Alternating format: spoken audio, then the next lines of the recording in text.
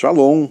Nessa série de vídeos que trata do tempo da restauração de todas as coisas, nós temos testemunhado o cumprimento de dezenas de profecias que apontam para o tempo da volta de Jesus. E aquelas profecias que ainda precisam se cumprir, nitidamente, estão com o seu curso acelerado para o cumprimento muito em breve. E no episódio de hoje, nós vamos ver uma dessas profecias.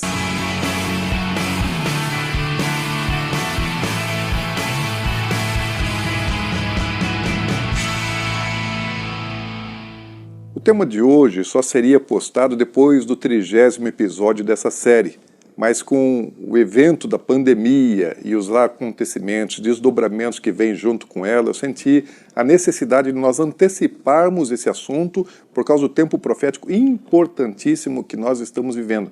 Então venha comigo até o Monte das Oliveiras para nós falarmos a respeito desse assunto.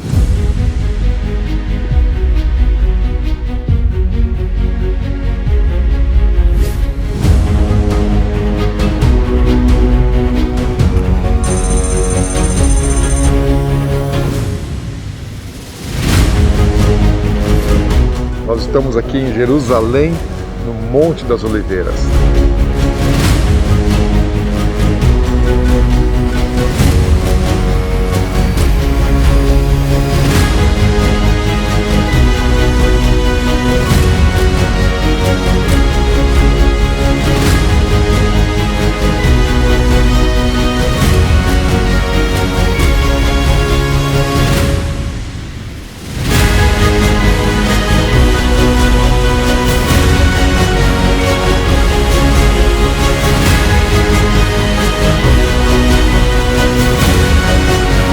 Aqui no Monte das Oliveiras, Jesus subiu aos céus.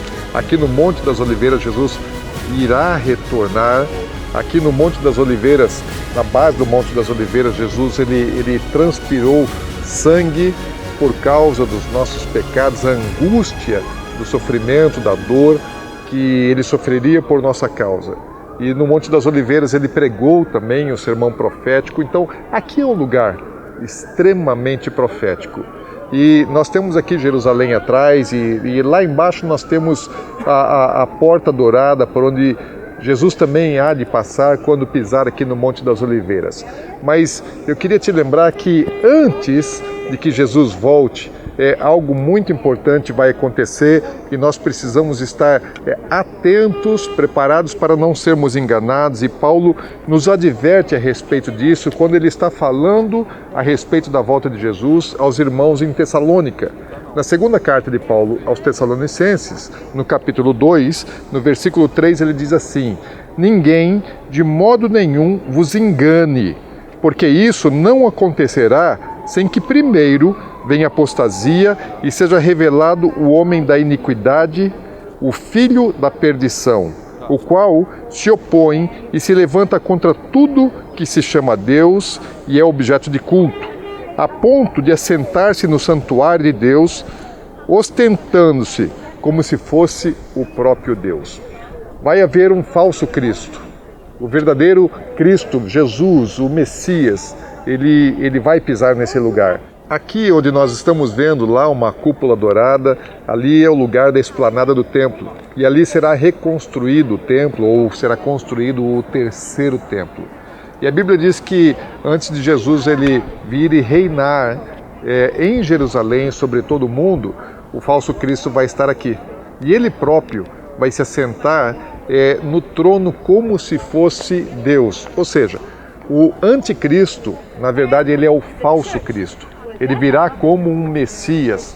Hoje, os muçulmanos eles esperam pelo Mahdi, que é o Messias deles. O budista ele espera pelo Maitreya.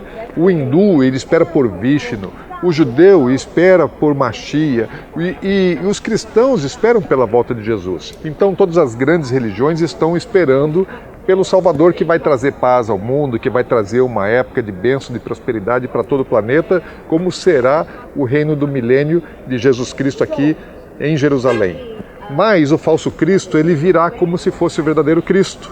E ele enganará o mundo todo. Quando nós vemos em Apocalipse, ele vai ser adorado, porque o grande objeto, o desejo dele é a adoração. E ele vai ser adorado por todo mundo, inclusive ao ponto de assentar no templo e se considerar o próprio Deus. Então nós não podemos nos enganar, porque a grande eficácia, o grande poder do anticristo vai ser de engano, como o próprio Paulo está dizendo aqui também, na mesma carta, no capítulo 2, a partir do verso 9. Fala, ora, o aparecimento do iníquo é segundo a eficácia de Satanás, com todo o poder e sinais e prodígios da mentira e com todo o engano de injustiça. Nós somos facilmente enganáveis. Eu e você já fomos enganados várias vezes, nós fomos enganados por demônios, nós fomos enganados por pessoas e nós somos enganáveis. Jesus disse que surgiriam falsos profetas, falsos cristos e enganariam a muitos. Se possível fosse, se enganariam até mesmo aos eleitos, aos escolhidos de Deus seriam enganados. Só não serão enganados porque Deus não há de permitir que todo mundo seja enganado. Deus sempre guarda um remanescente para guardar, para manter a fé. Mas haverá um período de grande engano. Inclusive, os judeus vão receber o falso Cristo como se fosse o Cristo. E para que isso aconteça, ele tem que ser extremamente bíblico.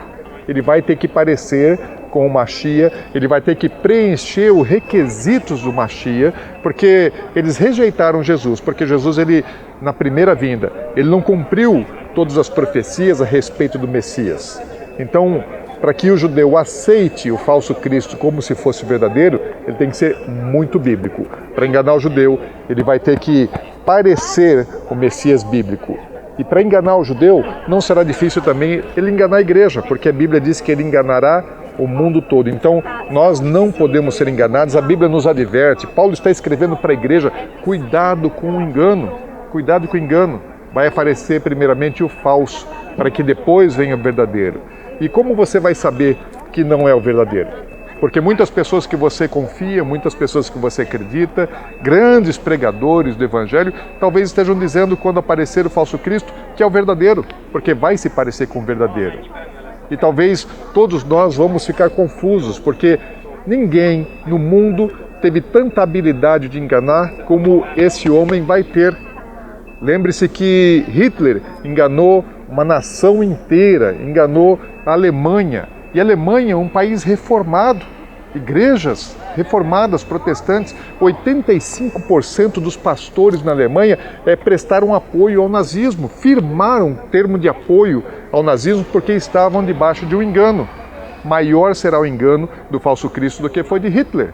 E ele não apenas terá um grande discurso como Hitler teve, muito melhor do que o discurso de Hitler ele terá. Então muito mais facilmente ele enganará, mas ele também terá sinais, prodígios, maravilhas e até fogo do céu ele vai ser capaz de fazer acontecer. Então ele vai se parecer, mas antes que venha o verdadeiro, virá o falso. Então fique atento, não se deixe enganar, não se deixe enganar, aguarde pelo Cristo verdadeiro. E uma coisa é importante você guardar, porque o falso Cristo ele vai poder fazer muitas coisas que o Messias faz na Bíblia.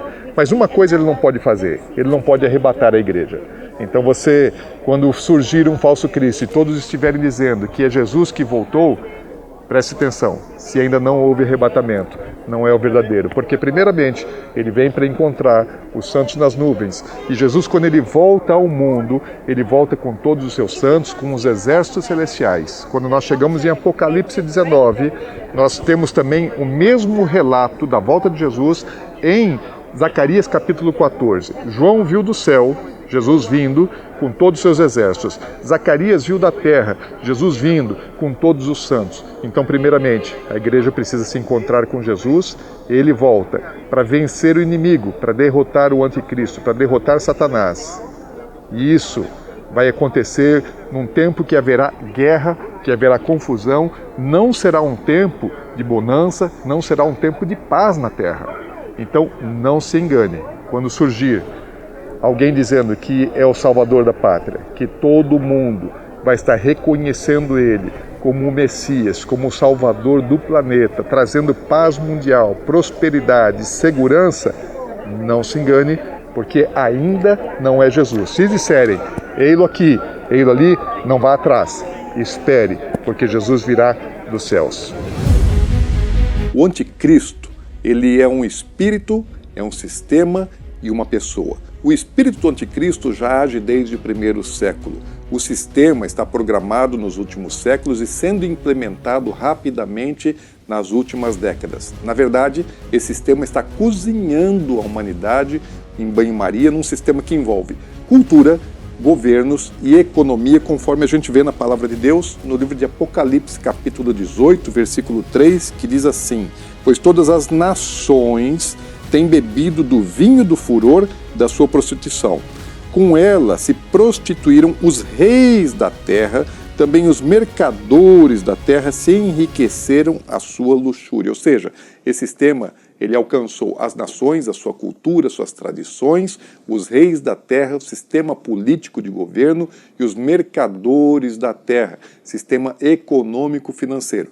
A pessoa do anticristo vai se manifestar muito em breve. Ele trará grande engano sobre a face da terra. Para estabelecer uma nova ordem mundial, naturalmente precisa ser quebrada a existente. Por isso que nós estamos vendo assim um pânico exagerado em cima da questão dessa pandemia, desse vírus. E quando as pessoas elas estão com medo, elas ficam suscetíveis a aceitarem qualquer tipo de solução, de alternativa, de saída que possa dar a elas segurança e um retorno para suas vidas normais. Então, isso é necessário que aconteça. Logo em breve, quando o anticristo se manifestar, ele vai também marcar as pessoas com a sua propriedade, igual o proprietário de um gado, ele marca o seu rebanho com um ferro quente, coloca a sua marca dizendo, sou o dono. E isso vai acontecer. Infelizmente não temos como impedir que aconteça, mas é necessário que aconteça para que Jesus possa voltar e estabelecer o seu reino milenar aqui na terra.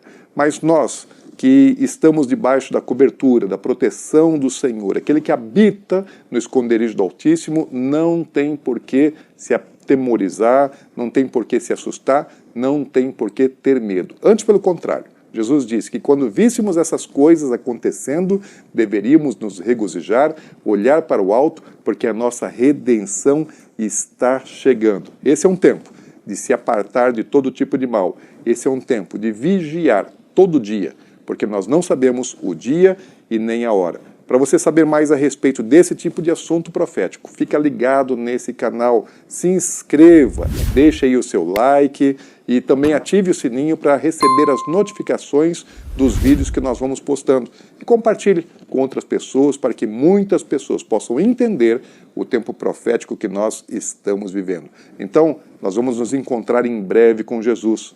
Viva cada um dos seus dias por causa daquele dia. Deus te abençoe.